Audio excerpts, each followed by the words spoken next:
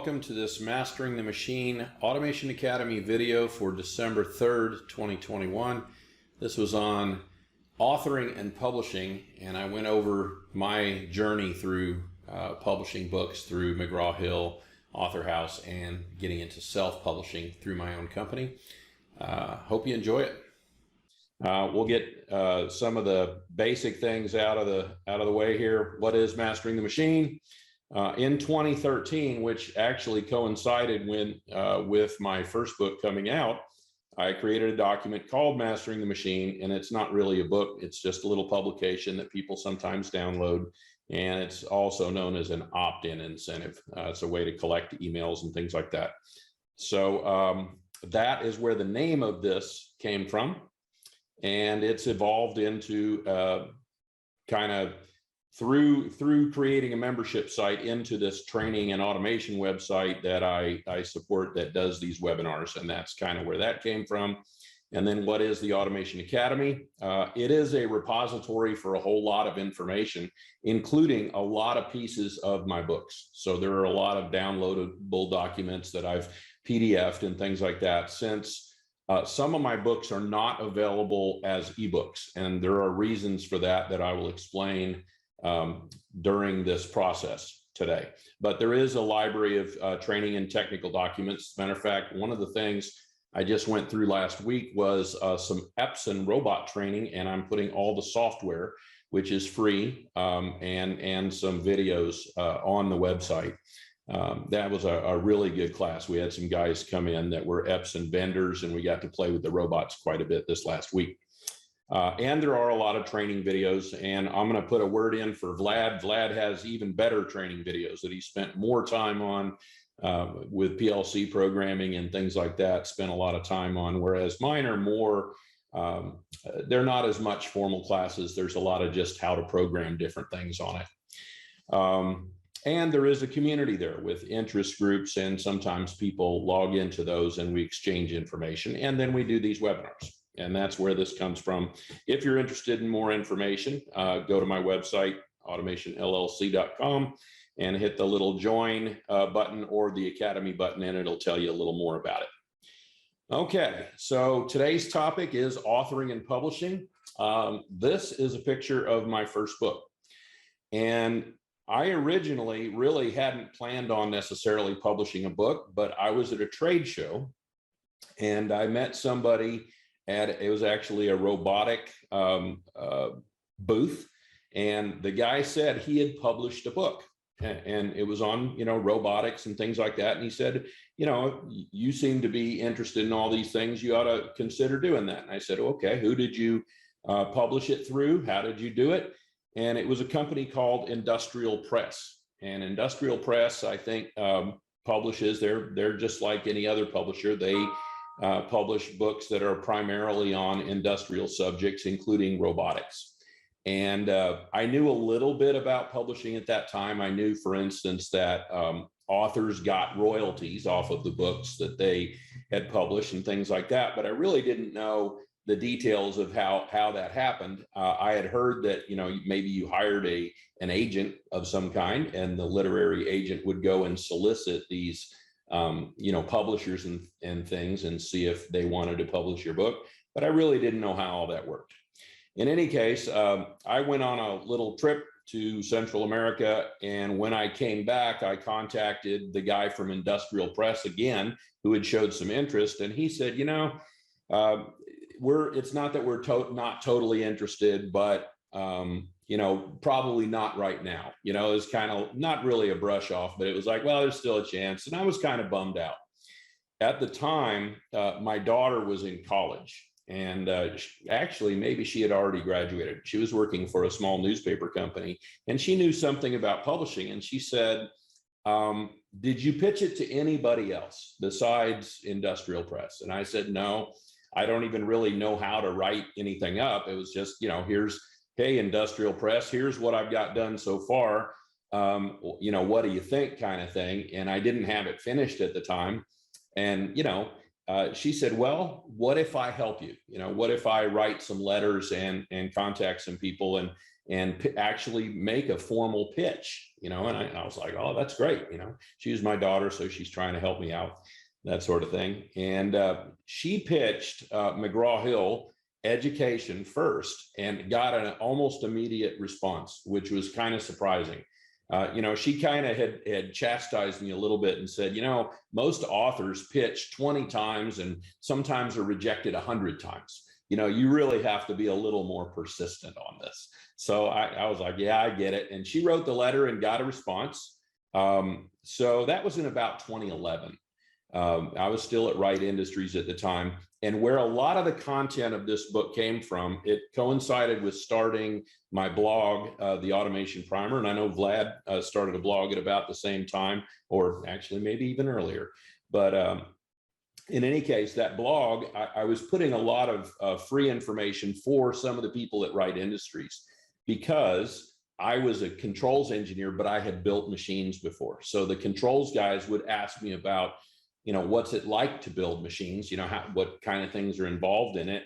What do I need to learn? And so I put little tips on, I don't know, building frames and extrusion and things like that. And then sometimes the mechanical guys would come and they didn't know a lot about controls, and they'd ask me controls questions. So I started posting, things on PLCs and HMIs and just little tidbits of information. And it grew, and I kind of collected those writings into a book that I originally intended to call The Automation Primer, which is what my blog's called. And so I sent that out to these folks, and they said, we don't like the name Automation Primer. And I said, well, okay, what are you thinking of calling it? And they said, well, we want to call it Industrial Automation Hands-On. At that time, I Googled Industrial Automation Hands-On. There was already a website called Industrial Automation Hands-On in Europe. It was a pretty cheesy website with a whole lot of advertising banners on it. And I was like, please don't call it that. I said, first off, this is not a hands-on book. It's just it's a very, shallow pool of information with a lot of stuff in it. It's not hands-on at all. And they said, well, too bad. That's what we're going to call it. And some of the process of this, they said, okay, we're going to give you a royalty. The royalty was actually $2,500. That was, not bad. They made the royalty based on, I guess, potential sales. I think that's how royalties work. They say, how many of these are we likely to sell in a year or 2 years or something like that? And we'll give you a deposit on those. And then after that, every book that sells, you accumulate royalties. So other things I wanted here, I thought of it as a soft cover book, actually like a For Dummies book. That was what I saw it as, Industrial Automation for Dummies, Automation Primer, right? I wanted it in color. Obviously, color printing costs more. And McGraw-Hill, I'm sure they do color printing, but this ended up being a black and white book. That was a little bit disconcerting to me, because I had a lot of things like stack lights and, red push buttons and e-stops and things that the color mattered, right? So I had to go back in and edit things and say, this e-stop, they're usually red. The little ring around it is usually yellow, things like that. And so I just modified it, but I was obviously excited and eager to produce the book, because here's this, giant company. I'd heard of McGraw-Hill, and they were interested in producing my stuff. So I actually, finished the initial copy of it, sent it to them. They edited it. They actually sent it to India for, editing. I think they have people there that do all that. They formatted everything. The book is only this big. So it's I don't know what the size of this would be, probably 6.5 inches by maybe 8 or something like that. Yeah, 9 inches, maybe something like that. And so they published it. This picture was actually from a plant that I did a lot of work for in the early 2000s. So I took that picture. I submitted a lot of the pictures in the book, and they had to be in much higher resolution form than they appeared in the book, right? So they were very picky about what kind of photographs. They also said, if the photographs are of things from companies like IDEC or Siemens, or, you know, I have to write letters to those companies to get permission to use their images. I got permission from a lot of people. I think Siemens and IDEC and plants, some of the plants that I went into, I took a lot of pictures of machines in there, got written permission from them.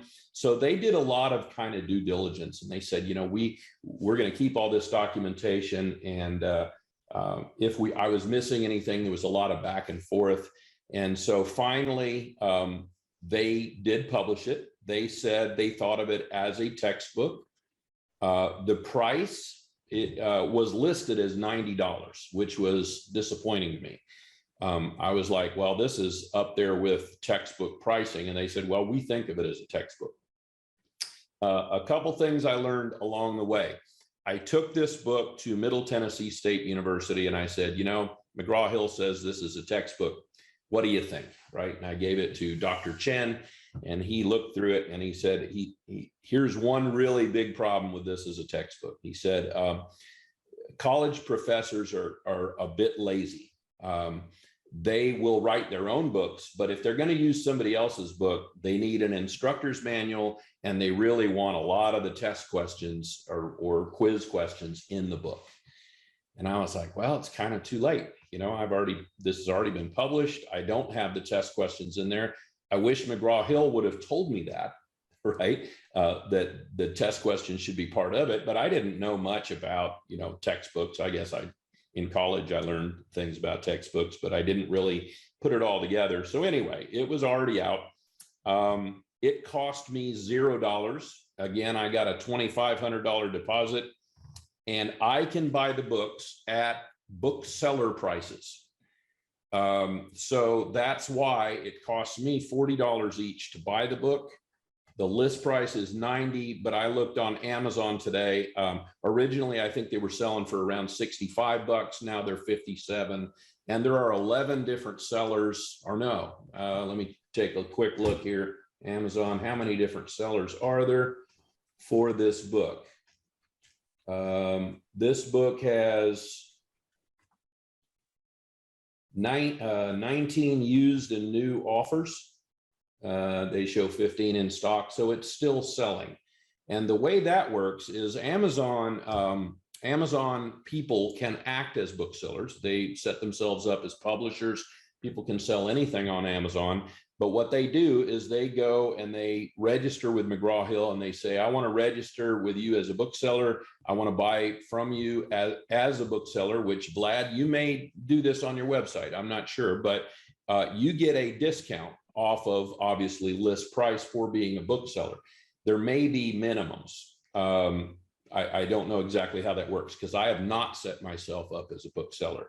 But I get it at the bookseller price, which is 55% off of list, okay? And you get right of return. So if you don't sell your books, if you're Barnes & Noble and you stock these books, you get free returns. No questions asked. You can take the books and send them back. And then the bookseller has the option of either destroying the books or returning them to the author. At least that's the way my latest book works. So I'll explain how that works. So I don't know as much about McGraw-Hill as a publisher, even though I did go there and visit them. They're in New York City. They're in a big, tall building. It was really cool. I went out there and met the editor and some other people and the people who were going to help me promote it, talk to them. And obviously that trip has even paid for itself, which is nice. So I've made about $14,000. I get royalties of anywhere from, you know, $1,000 every 6 months or up to, I think, probably $2,000 or $3,000 during one 6-month period. The amount has gone down every year. It's getting to be an old book, right? It's, I guess, 8 years old now. So I get less and less, but it still probably gives me at least $1,000 a year, which is pretty cool. And of course, I can buy them at the bookseller price. So questions, Vlad, or yeah? Yeah, I do have a question. I guess initially when you had to pitch the book, right, you mentioned that your daughter helped you put together some kind of a pitch for McGraw-Hill. Yep. What does that look like? And I guess what I'm trying to ask is, what do you need to submit or have ready as an author in order to go out to these publishers and say that, hey, I'd like to publish a book? Is it just an idea? Is it, 100 pages ready? Like what does that process look like? So I had probably half the book written at that time, Okay. and I gave them samples. But typically, a letter is just a proposal for what the book is going to be about. I assume that they would probably want a little bit of a sample of your writing. And also, I have heard, at least traditionally, that 95 plus are not even opened and read. So unless it comes from especially fiction, I just think there's a lot of fiction writers out there. There's too many for people to even handle. So unless you have a literary agent, you're not even going to get it in front of a editor or a publisher. Right. Now, technical books are a little bit different. Apparently, I already had a little bit of a web presence because of the website, my blog and things. So the editors were able to look at that and look at my daughter's letter, which told them who I was and what I do, and that I'd worked for machine builders for, 20, 30 years at the time. So that got their interest enough that they actually, analyzed it, looked at the sample writing, said it looks pretty good, and accepted it. But I think normally that's what a literary agent will do for you, right? They would do the submission, and they know those editors. That's the real sticking point. So if you don't know an editor personally, right, you don't even know who to send it to. Now, she found out because she worked for a newspaper. She worked in San Diego, and so knew a little bit about publishing and how that worked, and found a guy named Michael Penn, who was a industrial, textbook editor at McGraw-Hill. So she did a little bit of due diligence, just wrote a letter, and that's how that worked. But there was really only one initial letter, and they made an offer pretty quickly. And I was like, $2,500 deposit, sure. Now, a little bit about that cost. I would say I finished it in 2013, and I literally took 4 months off of work. After I had this signed and ready to go, I took 4 months and did almost nothing but edit this thing.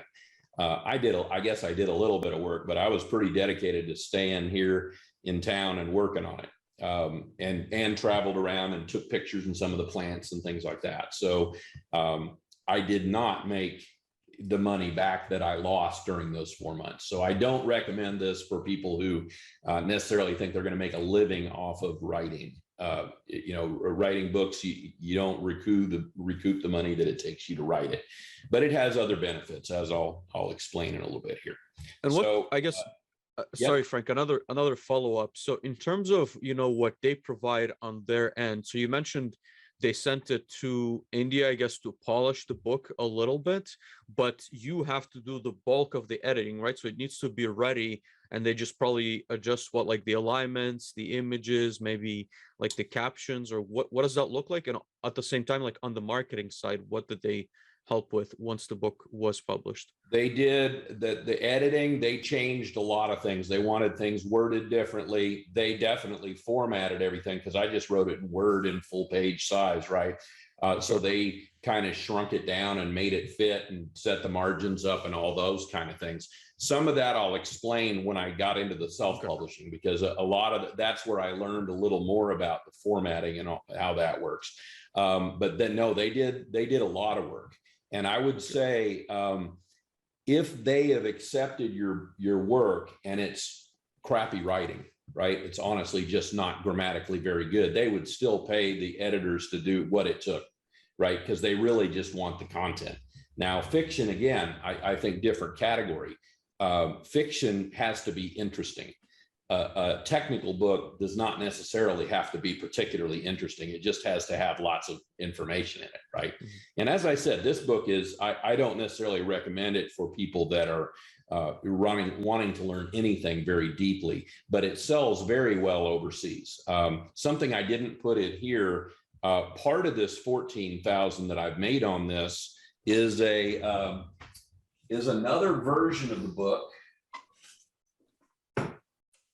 called Automacao Industrial, and I can't read it, right? I don't know what it's in Portuguese, and I can't read the words in it. It is not in color, right? But it is, it does have these green, you know, Yeah, I these see it. little blurbs, and it looks a lot more like a For Dummies book, and it's soft cover. Now, this one was damaged in the tornado that I went through, but I keep it on the shelf here. It was a better book. This, to me, was a better formatted book than the original McGraw-Hill. I didn't know that McGraw-Hill was going to sell the rights to that book, but they did. Some publisher came to them from Brazil. I had no choice. They sent me, I think, 10 copies of the book, and they said, we are publishing this under this name. Somebody else has bought additional rights, and that's what's going to happen. I have no say in it.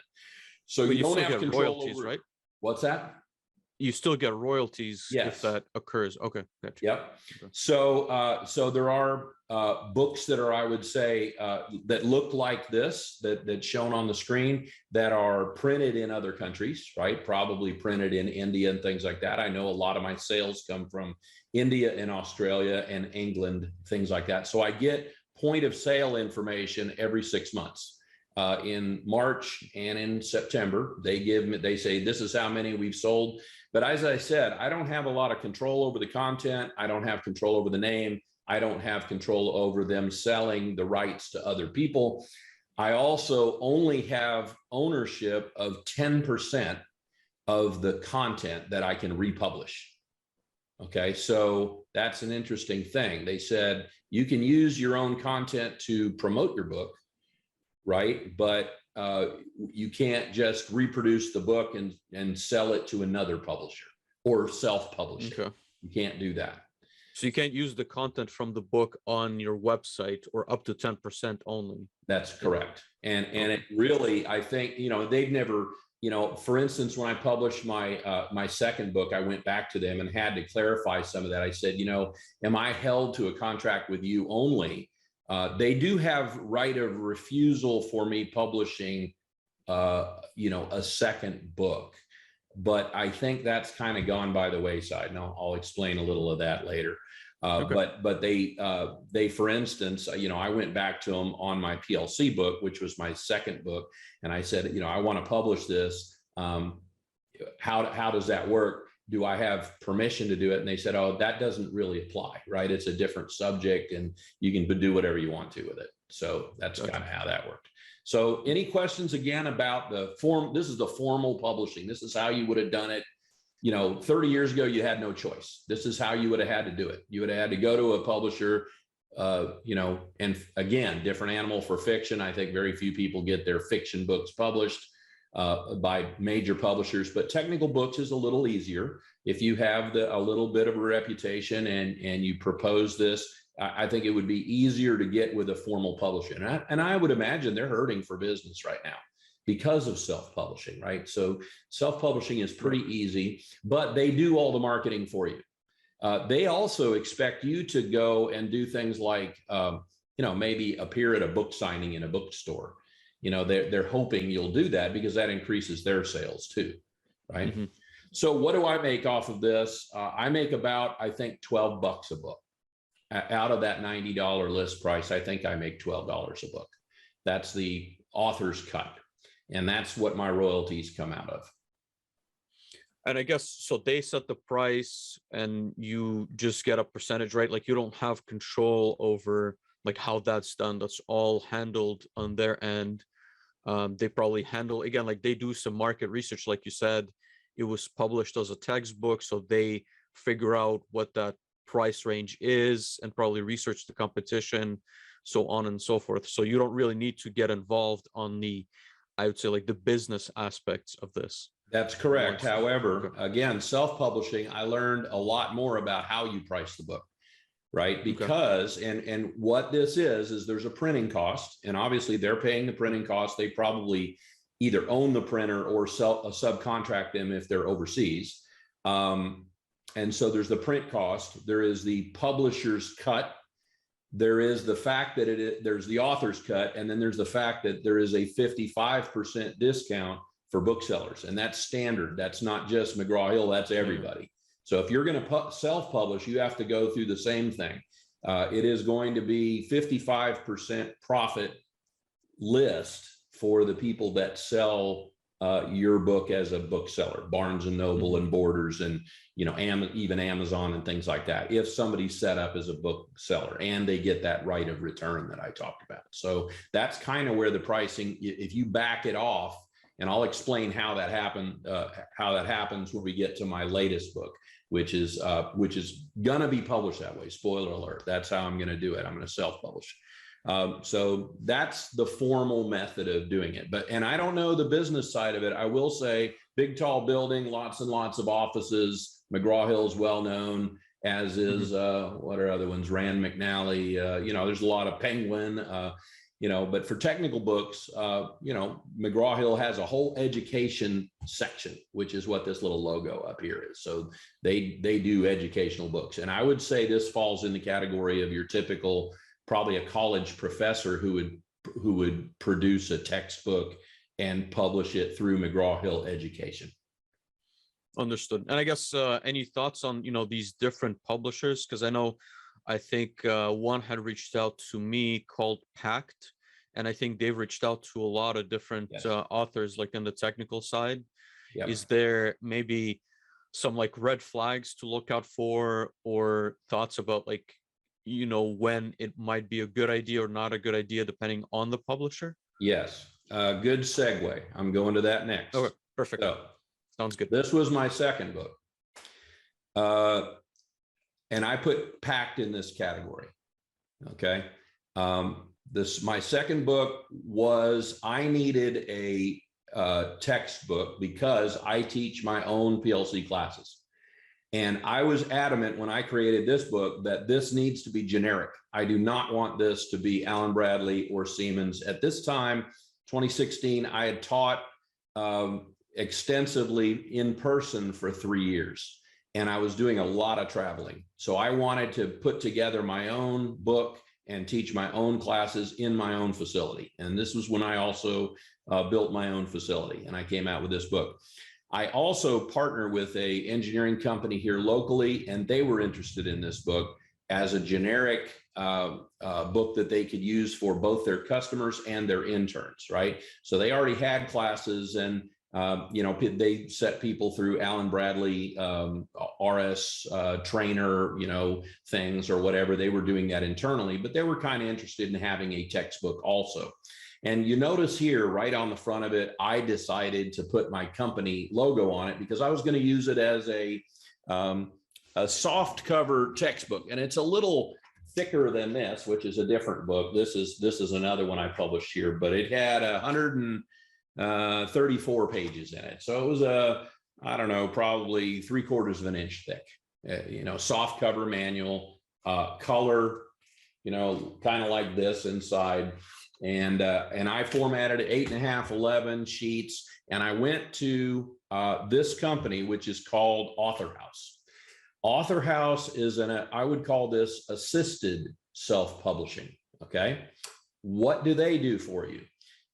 They can advertise for you, but you would have to pay them something, right? There would be a cost for marketing. There's a lot to setting up and formatting a book that they do for you. So they will put it in the format, they get it printed for you, but you have to pay them to do that. So originally, I think it may have been as much as $2,000 they were wanting me to charge me, not including copies of the book, like copies of the first book, but to format everything, to advertise it a bit, but they're going to charge you some for the advertising, right? And just talking to them, I talked them down to, I think it was $8.99. So they formatted everything, they edited it. I did not do as much of the back and forth with the editor, but they also had a subcontracted editor that did more or less the same thing. Now, my daughter at that time had helped me format the first book. So I went back to her and I said, I want a decent cover. What ideas do you have? And she came up with this background, right? And at this point, she had started her own company She has a branding company. I'll give her a plug here, Huckleberry Branding in Nashville, Tennessee. She does a lot of branding work and graphic work and things for healthcare companies in Nashville, but also helps me with my website and things like that. So good company. They do a lot of good work. They have web designers and graphic designers and things like that. So she was able to help me, format this cover and create a kind of a cool background, right? Kind of a 3D looking thing. And so we did most of the formatting ourselves. However, AuthorHouse will do that for you. They will put it in the format that you need. I have another picture here. There's what the back of it looks like. So they put the cover on it. They put the ISBN on it. They put the little blurb in the front that has to be there that talks about all rights reserved, and don't take this material too seriously, because if you do, you might hurt somebody and drill a hole in your hand, or so there are warnings, and this is not meant to be engineering advice. That's one of the things. You're doing a technical book, you want to make sure that somebody burns themselves on a soldering iron, they don't come back at you and sue you or something. So but yes, this is what people call vanity publishing, and a lot of these companies are out there, kind of like Pact is, promoting their services. Now Pact may not charge you. I don't know. They've come up to me too, but it seemed like either it was going to be a whole lot of work on my end, or they would either charge or just they'll format everything, but then the content becomes somehow partially theirs. None of the content is AuthorHouse's. I can do anything I want to. I can republish it under somebody else if I want to and use the content as I want. So I have total rights to the content of this.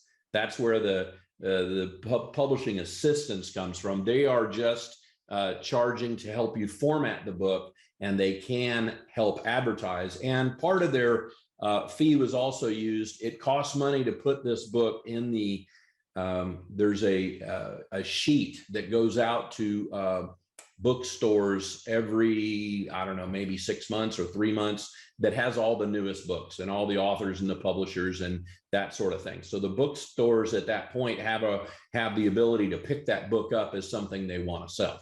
So they did that for me also. Okay. This also, I think I get most of my sales out of Amazon. Probably people sell it there. Let me take a look how many people are selling it right now. There are 4 left in stock and 11 used in new offers. So there's at least 11 different people selling this book, as opposed to 19 of the Industrial Automation Hands-On book, right, which is an older book. So this was 2016. I'm surprised that I still get a little bit of royalties.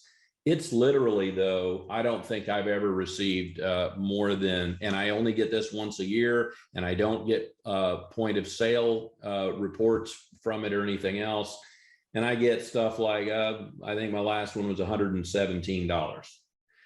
Okay, and I don't know how many were sold to generate that. And I have no proof, because AuthorHouse is not a very, big or forthcoming company, that they didn't sell more of them. So I'm not a fan of this method of publishing.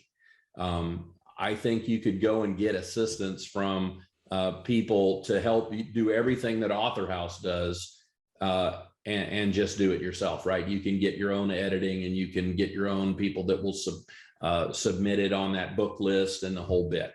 So that is another method. It's in between true self-publishing, which is kind of what I do now, and that formal publishing. But you definitely won't get any royalties. As a matter of fact, you will pay for it, right? You're going to pay for the production of this book.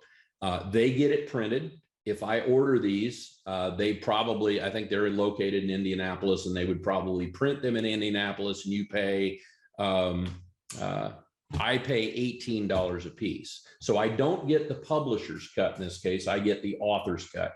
And the author's cut, from everything I can see here, is not very much, right? So when people, I think it lists for $40, and I wouldn't be surprised if I get $4 or $5 for this book. So not How does it much work, for like logistics wise? Sorry to interrupt. So let's say if you want to sell this on Amazon, then you'd have to get the books printed, delivered to your house, and then you're responsible for essentially shipping them out. So they don't handle any of that. That is correct. So, Okay. a little note here on the side, this is not really about selling on Amazon, but what I've discovered is I can sell all my own books on Amazon, but especially if you're going to deliver Prime, people expect the thing to be shipped like that day or next day. Mhm. Okay. I stock a certain amount of all my books, right? If somebody needs them. Actually, I don't stock this one. I don't even sell this anymore. This book is included in my bigger book. So I kind of republished it in a different way. This is the first third of my other PLC book. The problem is, yes, you have to ship, you have to fulfill almost immediately. Now, if you want to store them at Amazon, they will do that. They will stock them for you, but you are paying for all the stack of books that they stock, and then they'll ship them Prime. But they're charging for the shipping, so you'll make less, right? Because you're not buying the books at, you're probably buying the book at the 55% or the 55% discount. That's more. Well, I guess versus, like, I guess the other publishing method, even if it was, let's say, Barnes and Noble, they would not, so AuthorHouse would not have anything to do with them. It would be up to you to go up to, let's say, Barnes and Noble and then kind of get those deals. They will not help you with any of this, right? Versus the other method. Right. So if Barnes and Noble orders these, AuthorHouse is the publisher. So AuthorHouse would fulfill the order at the 55% discount, which I could back off at $40. They probably pay $18, right? Which is my cost, $18 here. Same thing. I buy it at the bookseller's cost. So I get the author's cut, but I don't, the publisher gets the publisher's cut, and they pay for the printing. And I don't think this would cost much on printing. My guess is definitely less than $10, but then there's shipping, right? So you do have to pay the shipping. Okay.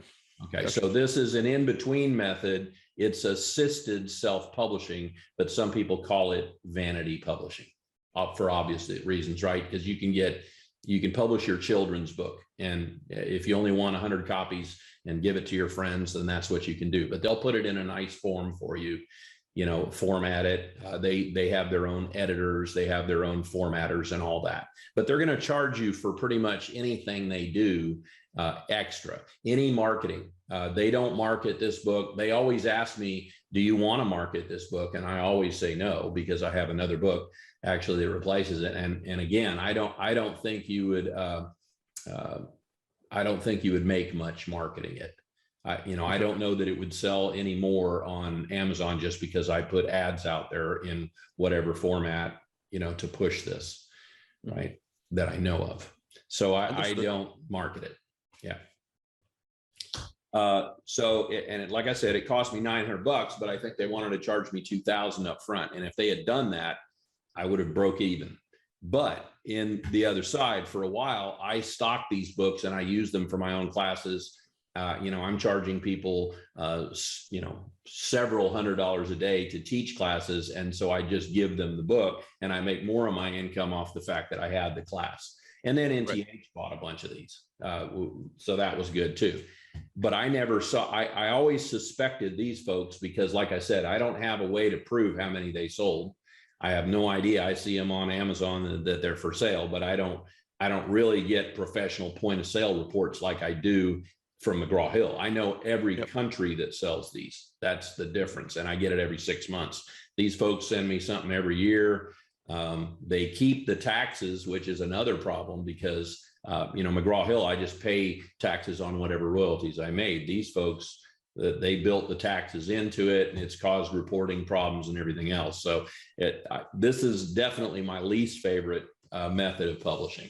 And I think a lot of the things that they do, you can find other people to do. You can find people to edit, to print, to create covers. And indeed, that's what I do. So these covers, my daughter does that. She knows what form it has to be in. and creates the cover and puts it in. There's I think it's called perfect form. There is a standard cover form. Let me see if I can find. I have a actual picture of that, and see if I can show you what a formal actual cover needs to be in the shape of. So it's done in a package that I can't even open the original file in, right? This perfect, whatever it is, perfect form. You'd have to probably Google that.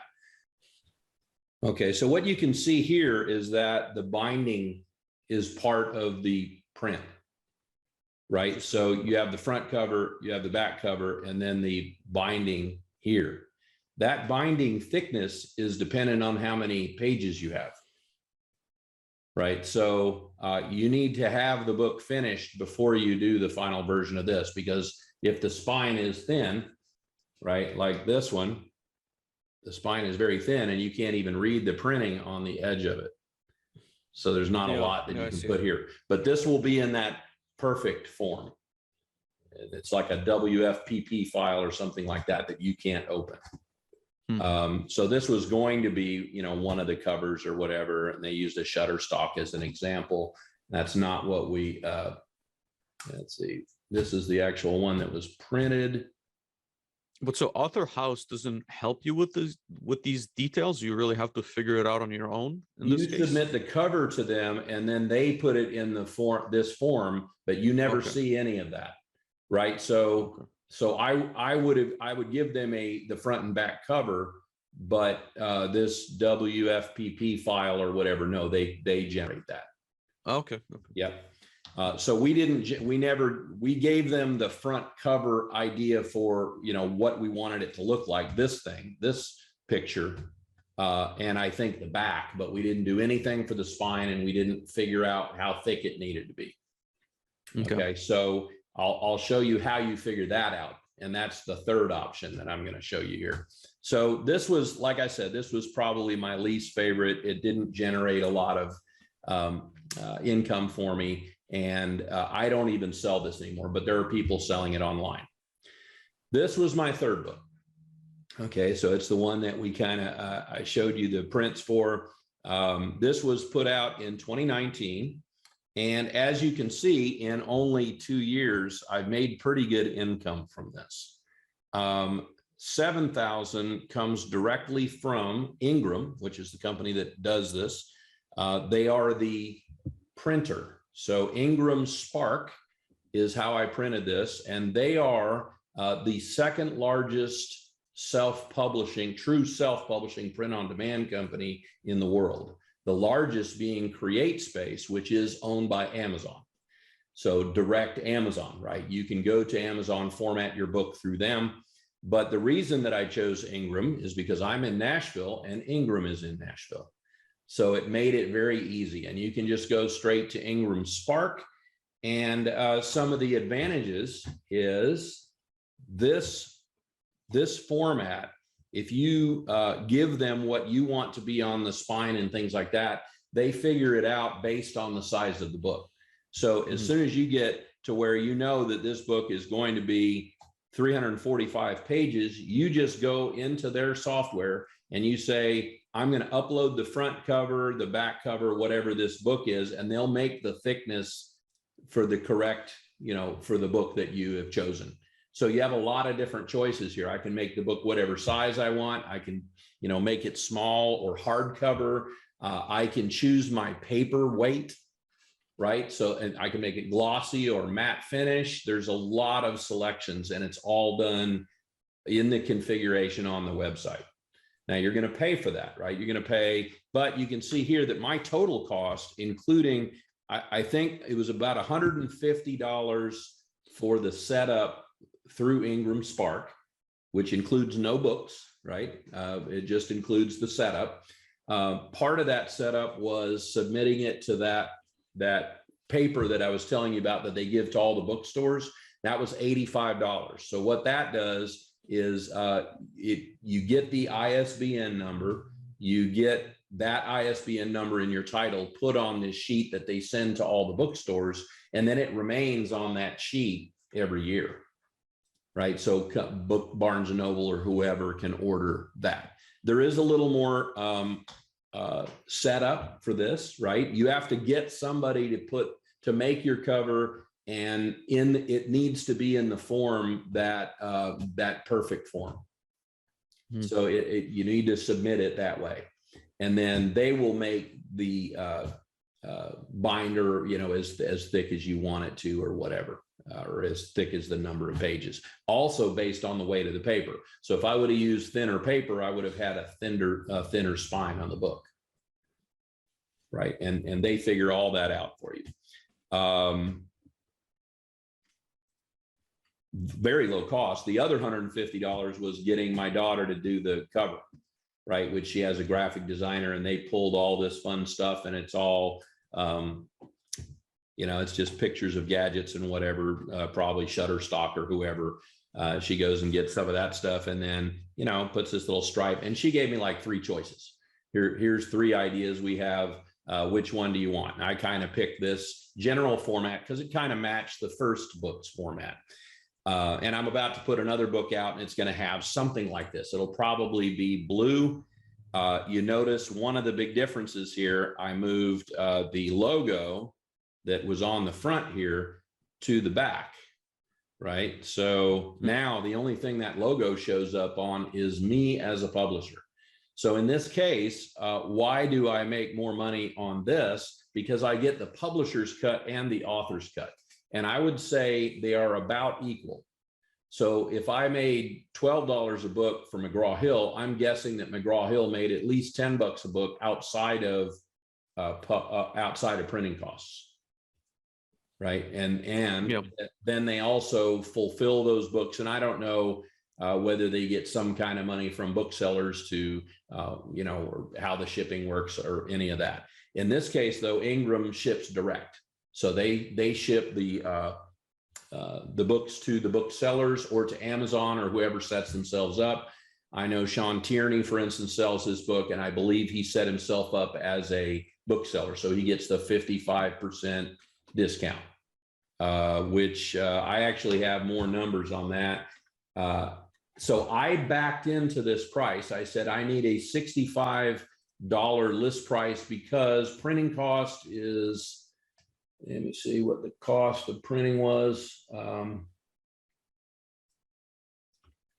Well, the cost to the book network is $29.25. So Barnes and Noble buys it for that. That's the 55% discount. Printing cost, I want to say is, I don't know, 21 bucks, including shipping. So I pay $21 for that book, including shipping, and they're local, and I cannot go down and pick the book up.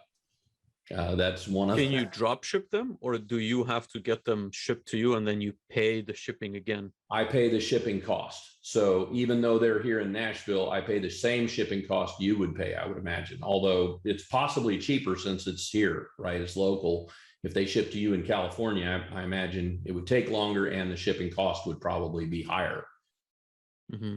But I mean, is there an option for them to handle the shipping directly to a buyer, or they do? To a buyer, the only person who can buy at that bookseller's discount is people that are registered with them as booksellers. Now, if somebody wanted to just buy 6 books, I imagine they would be paying something less than list. Ingram may sell books directly, but then they're the bookseller. So they're counting it that they get it at a 55% discount, and then they're going to mark it up from there. So they're probably selling for the same price that somebody on Amazon would sell it for. Yeah, you see my point there. So, Ingram, I don't think is, they don't have bookstores. So they don't, but if somebody just wanted to order one book, would Ingram sell it to them? Maybe they have an online bookstore, but if they did, they would treat this book like any other bookseller at the 55. They would sell it to themselves at a 55% discount and then mark it up, and it would be retail. And the retail, well, I mean, like can you, so for example, you list the book or for example, you go to, again, Amazon and you put the book up for sale, somebody orders it from California through you. Can you just tell Ingram, hey, ship one book to California to this address, and they handle the shipping versus having books shipped to you and then you handle the shipping? I imagine that the cost for shipping one book would be much higher. Okay. So I order books at least 10 at a time or 20 at a time based on how many I want, and they treat me as a book seller. If I ordered somebody else's book, actually, they don't even treat me as a book seller, right? I don't order at 55%. I order at printing cost. I'm the only one who can order at printing cost. Yeah.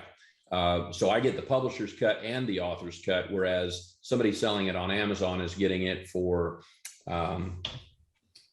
let's see, 20, well, probably about $30 they pay for that. So that's, so typical, they're selling it for 43 and they're getting it for about 29 something plus shipping. Okay. I get it. I guess there's still like quite a bit of work involved in making sure that, you know, this goes out to the right people. It's so yes, they don't do any of that. They charge you to put it on that list that I was telling you about that goes in, but the marketing is 100% on you. And they don't even, I think they have links on their website to other people who market books. But for instance, they don't come to me and say, hey, would you like us to market your book? They're not hitting me up with emails like AuthorHouse does. AuthorHouse is constantly trying to get me to pay a marketing fee to sell my book or hook me up with a marketing agent or something like that. They're always doing that.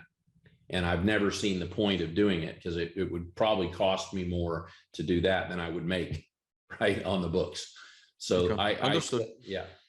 So these, where this comes from, that's kind of interesting. 7,000 is from Ingram. That's how much I've made in a little over 2 years.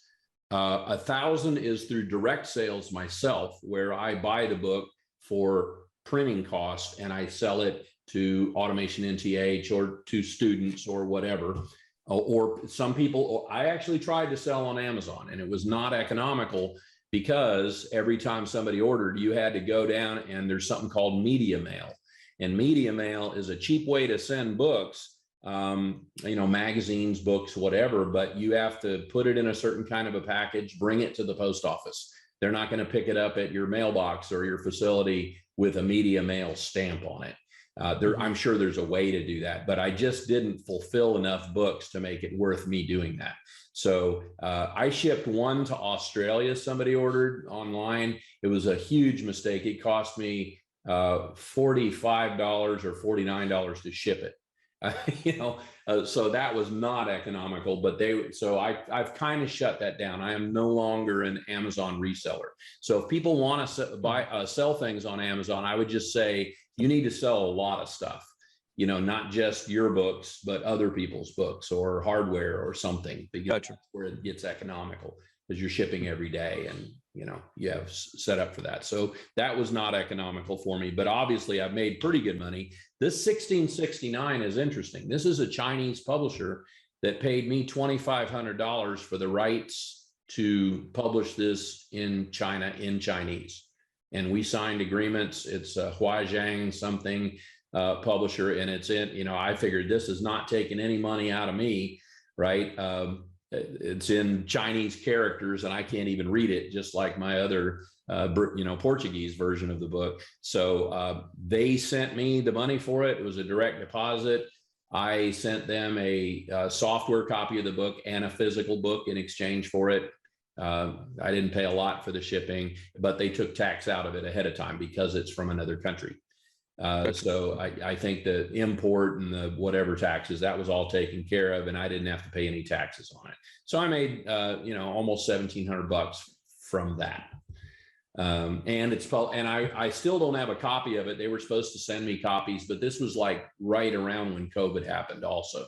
So I have not followed up with them. It was a very nice lady. She was from a, you know, and I checked them out online. They were a true Beijing publisher.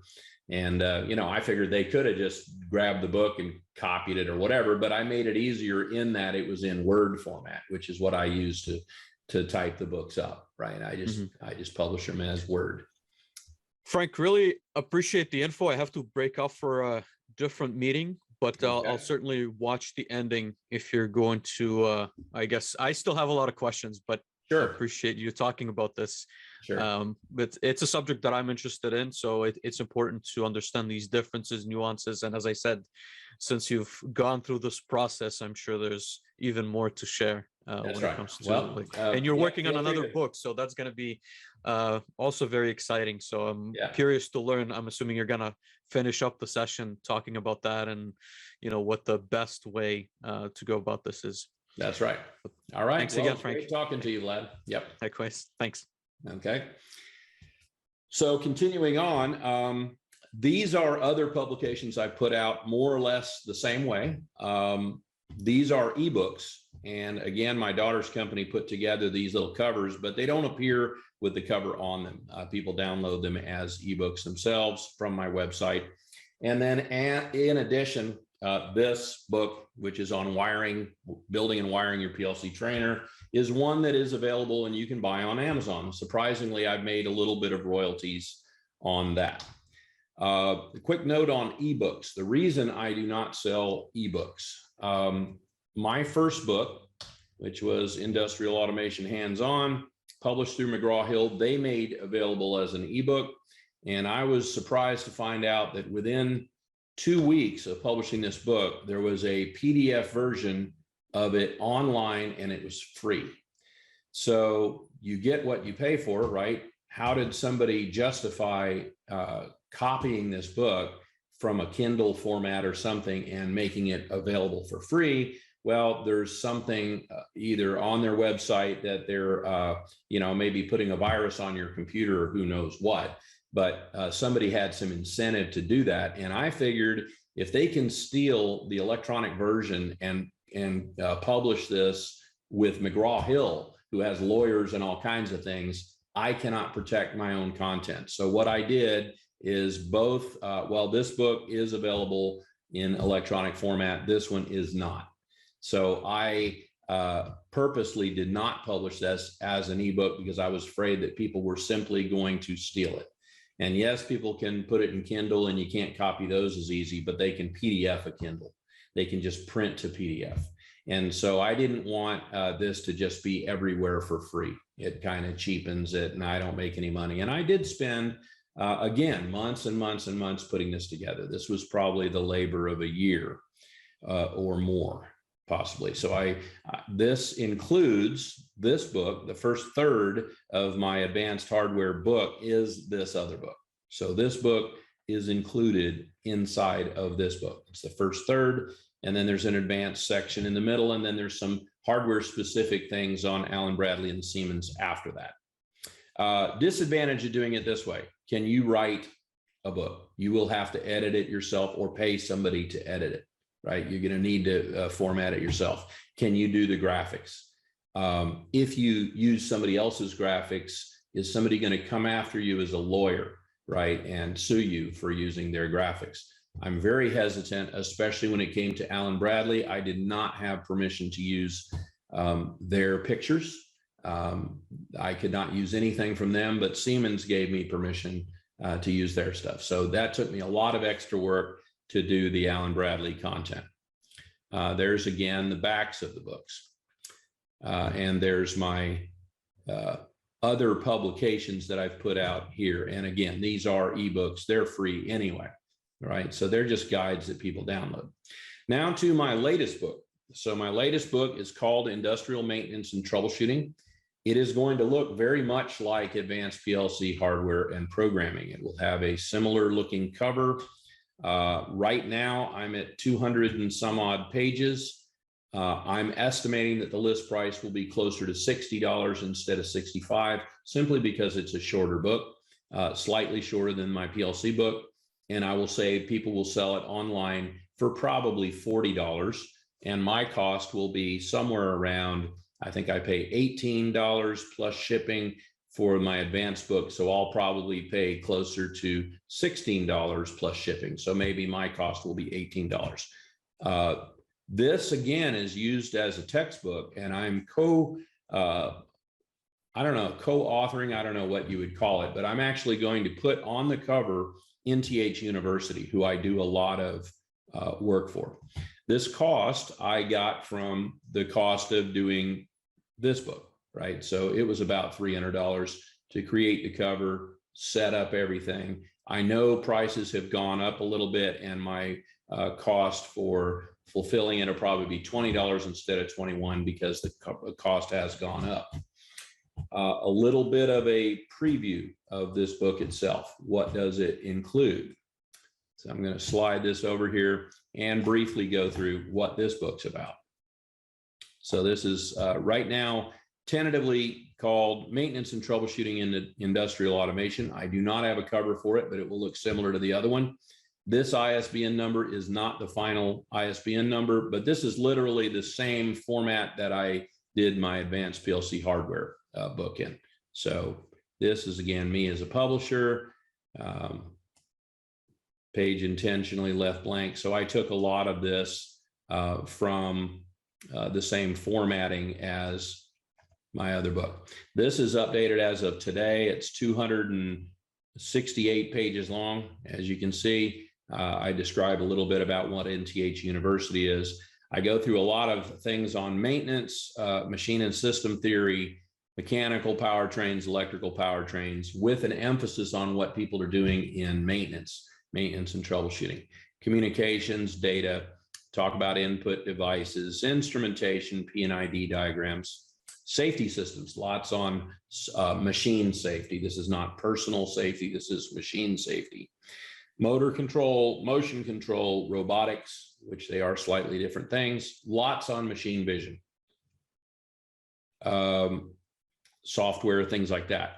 I took big chunks of my PLC book, keeping it generic, but I put this in here because people will be using this book in a abbreviated PLC class, but it's going to be generic. It's not going to be on Allen Bradley or Siemens particular. People can use whatever platform they want to, probably put them through a programming exercise. A lot on ladder logic and other languages. Go through systems, including OEE. So that's operational equipment effectiveness, and this is a part of what Automation NTH has to do for all their machinery, and they are a machine builder. And I talk about what all those things are, industrial Internet of Things, a little bit on that. Then I go into standard troubleshooting, and there's not a lot here on techniques of troubleshooting, but it goes over the classic techniques, including half split methods and Ishikawa diagrams, things like that, root cause analysis. Then I get into mechanical tools and techniques, measurements, hand tools, power tools, electrical. We're going to be doing a big troubleshooting class using a multimeter and using PLC tracking. So there's a lot on the PLC end about cross-referencing and things like that. Hand tools. I'm going to be going through software and how software can help a maintenance person, what Excel does for you, CAD and drawing software, how to use it, PLC software in general, how does it work, how does the licensing work, things like that, HMI software, SCADA, what is it, you know, maybe a few links to Ignition, and you can go take your own class there. And then I have an extensive troubleshooting journey. And then there are a lot of appendixes in the back of the book. So actually I'm at 260 some pages. This numbering, I need to work out why it renumbered things. You can see here it goes 247 and then jumps back to 234. So that's something that I'll have to fix in the final editing. Let's see if I've got a few things to show you what it looks like. There's some of my pneumatics information. So the pages will literally look like this. Lots of good technical stuff. So you'll notice in a lot of ways, this is like my industrial automation hands-on book, but it includes more on things like PLCs, basic electricity, which I did not do previously. You might wonder, why did I put basic electricity in this book? It's because some of the students that I've gotten are people like project managers, and they may not even be engineers. So they may not know electricity. this is meant to be an introduction to that. And I do give people a lot of exercises. So they actually have to either answer questions or solve mathematical problems to figure out some of the things in here. So this really is meant to be a textbook, right? And you can look up the answers in here. The answers are in the back of the book, which is something that I did on my PLC book also. Now, instructors have asked me, do you have an instructor's copy of the book? And I always just say, well, take the regular book and razor the answers out of the back of the book, right? Which is like this stuff. Just take a razor and razor the answers out of it. And that can be the student book, right? I didn't want to try to publish two different versions of the book, but all the answers are in here. There is some self-programming stuff. There is some mathematical calculation in here. Let me see. Here's some. So there's quite a bit in here. Some of the questions are simply go through your factory and list the things that you use in that factory. So it's meant to be a self-reference book also. But in any case, and it's got some of the same handy tables and things, ampacity table, resistor color codes, things that people have to use in their jobs, right? So that's a little bit of a look at this book. There is quite a bit in here, tools. I'm right at this point right now. So I've done exercises up through exercise 33, which is on a multimeter, right? So I did how to use a multimeter, showed a little bit about some different kinds of multimeters, the circuit inside of it, lots of safety in here about checking things, because again, we're going to be putting people through exercises, electrical tools and techniques, etc. So that's a little bit of a brief look at that book, which is tentatively called, I think I called it The Art of Troubleshooting at the title of it, but it's going to be Industrial Maintenance and Troubleshooting. That's going to be, or Maintenance and Troubleshooting in Industrial Automation. When I actually set it up through Ingram, which will be the same method that I used for my previous book, this will be used as a textbook. I'm expecting that I should sell maybe a similar amount to how much I've sold here. And you can see that in a couple of years, I've made almost 10,000 bucks. Now, did that pay for it? No, I spent many months putting this together, and months of my time is not really worth that, but I do have some extra time that I'm able to do since I work for myself. So that's pretty much everything for this. I don't see any other participants hanging on here, so I'm going to end this webinar at this point. The same questions are going to apply if you self-publish your own book like I did here. Can you edit, right? Can you do graphics? If you don't, hit me up, send me an email at automationllc.com, and I can hook you up with people that do that, or maybe even help you myself. The next webinar will be December the 17th in 2 weeks. I don't know who the guest and topic is, but I may try to do something with Automation NTH, which is a company that I do a lot of work for. And again, this has some things about NTH University, so I may try to do it on NTH University. In any case, that's the end of this webinar. I hope people get something out of it. It will be posted on YouTube this weekend. Again, this is currently December the 3rd, 2021. And this was on authoring and publishing. And thank you very much for attending. And we'll see you the next time.